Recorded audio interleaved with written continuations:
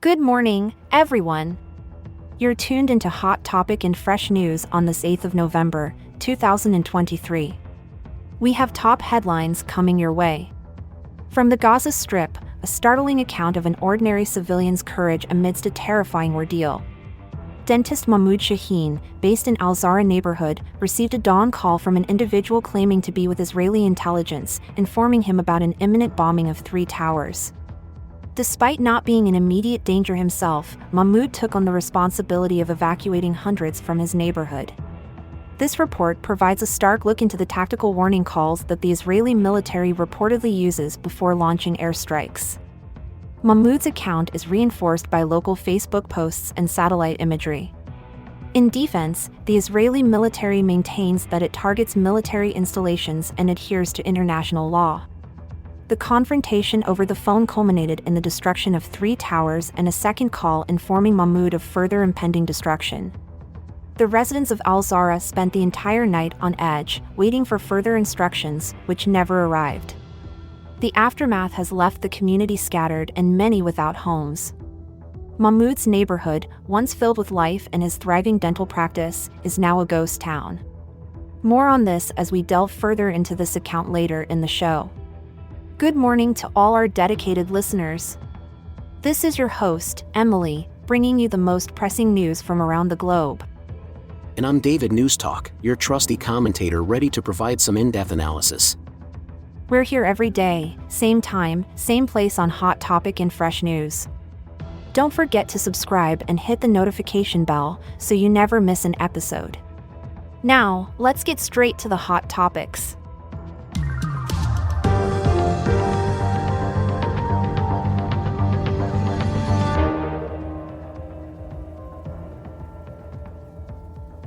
This situation in Gaza is clearly intense and complex. Can you elaborate on who this Mahmud Shaheen is? Mahmud Shaheen is a 40-year-old dentist living in Al-Zahra, an area in the north of the Gaza Strip. On that fateful day, he received a startling phone call from a man claiming to be from Israeli intelligence. This man told him 3 towers were to be bombed and ordered him to evacuate the area. How did Mahmud react to this sudden responsibility? Despite not being under direct threat himself, Mahmud took it upon himself to evacuate hundreds of people from his neighborhood. He led a mass evacuation and then witnessed his neighborhood being destroyed. You mentioned this account provides insight into Israeli military's warning calls. Can you expand on that? Yes, during conflicts, the Israeli military has been known to make such warning calls to civilians in Gaza before launching airstrikes. Mahmud's phone call, which lasted over an hour, shows us what one of these calls might look like in an unprecedented level of detail. Is there any clarity on what he was chosen for this task? Not really. Mahmud himself admitted to having no idea why he was chosen to be the one to receive this call and carry out such a colossal task. What's the current state of Mahmud's neighborhood? The aftermath of the bombings has left the community scattered and many people homeless. Mahmud's neighborhood, once a bustling area with his thriving dental practice, is now completely gone. The sheer intensity of this situation is staggering. What's Mahmud's current status? Mahmud continues to live in the aftermath of this terrible ordeal. His account adds to the growing body of testimonies detailing the grim realities faced by civilians in war zones. Could you provide more details about the actions Mahmud took to convince himself and others that the warning call was genuine? Mahmud initially had doubts about the call's authenticity, as there had been warnings of hoax calls circulating on local community Facebook groups. To verify, he asked the caller to fire a warning shot. When a shot seemingly from a drone hit a nearby apartment block, Mahmud realized the threat was real. And what was the reaction of the neighborhood when they realized it was not a hoax?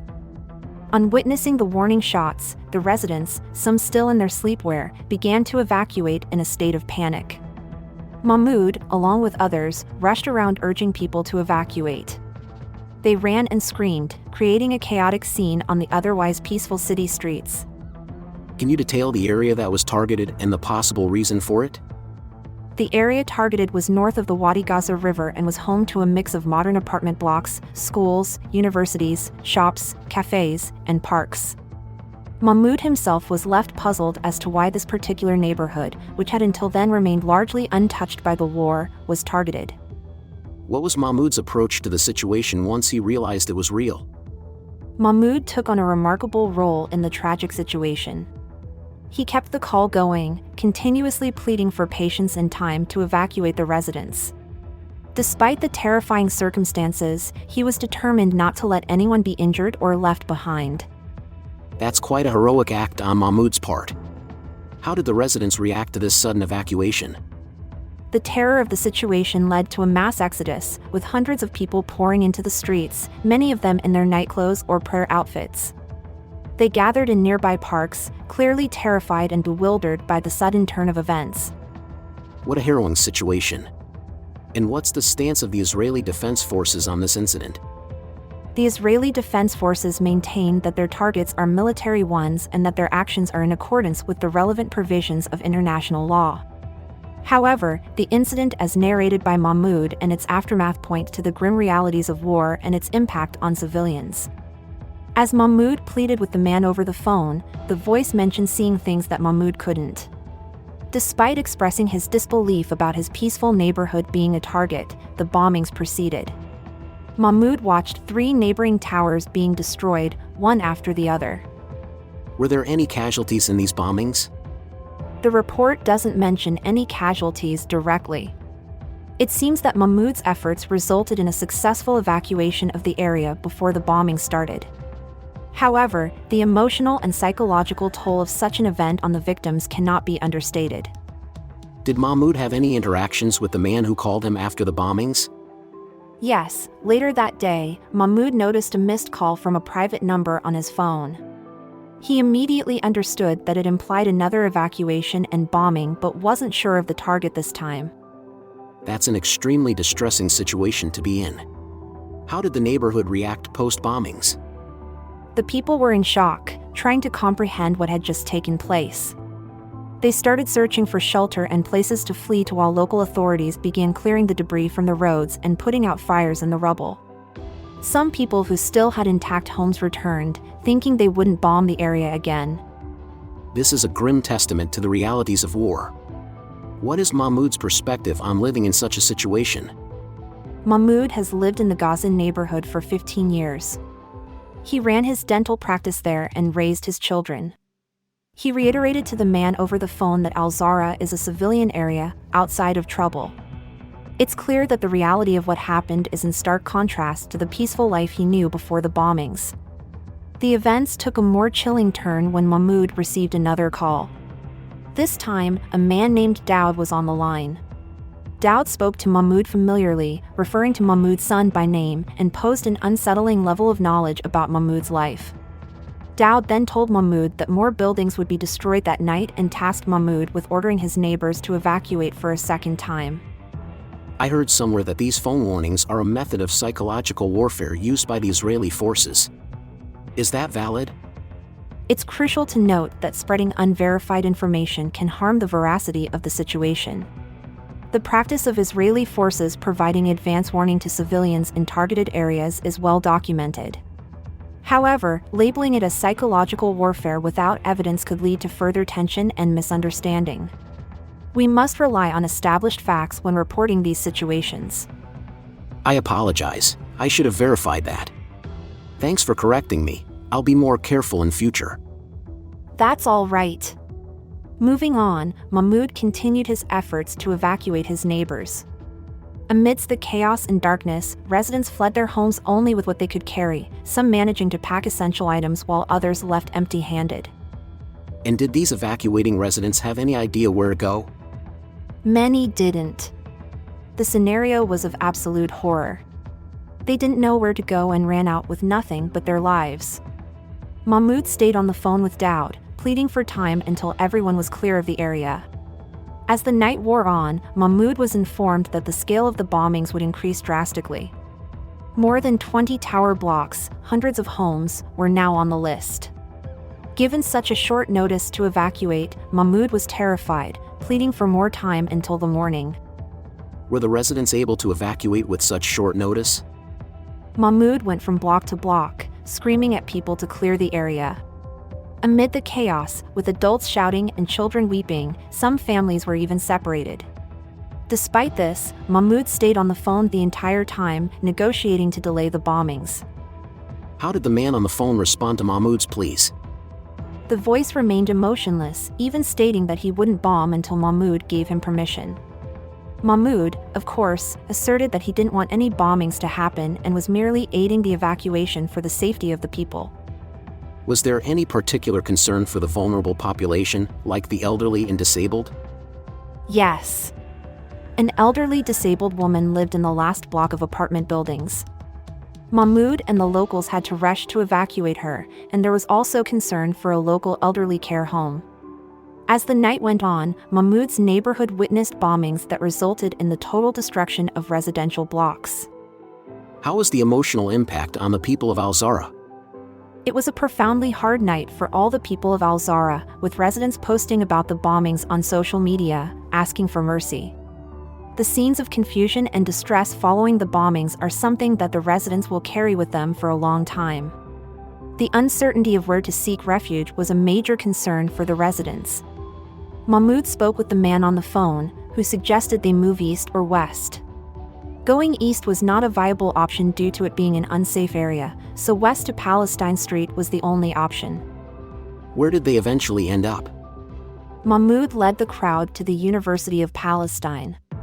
The crowd included not just the residents of the tower blocks, but also others who had fled their homes across northern Gaza and sought shelter in Al-Zahra. And what happened to Mahmud at this point? Mahmud was advised to preserve his phone battery as they would call back to update him on further bombings. At one point, another neighbor's phone rang, with the voice on the line asking for Mahmud. By this point, Mahmud had been keeping his distance from his family, fearing his contact with Israeli intelligence made him a potential target. And how did the people react to this situation? The residents of Al-Zahra endured a sleepless night, constantly looking to Mahmud for updates and answers about the ongoing bombings. As dawn broke, the bombings were still ongoing, making it an incredibly distressing and fearful time for the residents. The calls stopped abruptly without any further instructions for the people of Al-Zahra. They waited until noon, then they started to move. The ensuing hours and days saw the community disband as basic services ceased to exist. What happened to Mahmud and his family? Mahmud's block was not completely destroyed, although it was severely damaged. The neighborhood where he had built his dental practice over 15 years was no more. He took his family to another region of Gaza, staying in a friend's house crowded with people. How did Mahmud react to losing his home and clinic? His concern was purely for survival. He stated that material things are nothing and that the only thing that mattered was staying alive. The threat of death was so imminent that it dwarfed other considerations. What is the broader context for these bombings? Israel explained that it warned Gazans through calls, texts, and leaflets before bombing. However, in some instances, civilians say they have not been warned ahead of time. The IDF stated that its mission is to dismantle the Hamas terrorist organization and that it targets military structures across the Gaza Strip. Oh, and speaking of current events, have you heard about the latest trending news topic? It's absolutely shocking. What was the aftermath of this event in Al-Zahra? Israel's retaliatory airstrikes on October 7 resulted in the death of around 1,400 people, including many women and children, and hundreds more were taken hostage. Mahmud's efforts appear to have saved his neighbors from this fate, but his tale provides a glimpse into the fear and despair within the Palestinian community as their homes and livelihoods were destroyed. What was the nature of this community before these events took place? Al-Zahra was a neighborhood bustling with professionals and entrepreneurs. Families spent time together at the beach, eating falafel and pizza, while children played football in the light of dawn, the call to prayer echoing across the rooftops. It was a prosperous and vibrant community that was decimated overnight. It's a devastating situation indeed. This story is far from over, so we'll continue to bring updates and delve deeper into the lives of the people who called this place home.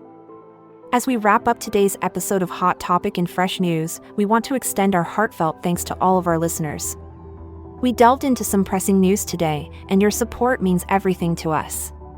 Be sure to subscribe and activate notifications so you never miss an episode. Share our channel in your chats, your social media feeds, and during your coffee breaks. We always appreciate hearing from you, so feel free to leave a comment. And remember, folks, we're bringing you the latest, the greatest, and sometimes even the quirkiest news every day. So bookmark us, set a reminder, do whatever keeps you in the loop. And keep an eye out for some exciting content coming your way. We're grateful for your time today and eagerly look forward to our next episode.